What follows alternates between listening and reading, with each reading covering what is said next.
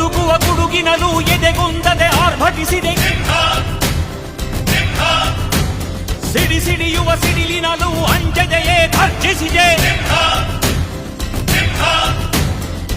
ಹೆಜ್ಜೆಲೆ ಅಚ್ಚೊತ್ತಿದೆ ಕಟು ಸತ್ಯವು ಧರ್ಮ, ಕಣ್ಬಿಟ್ಟರೆ ಎದುರಾಳಿಯು ಭಸ್ಮವೇ ನರಸಿ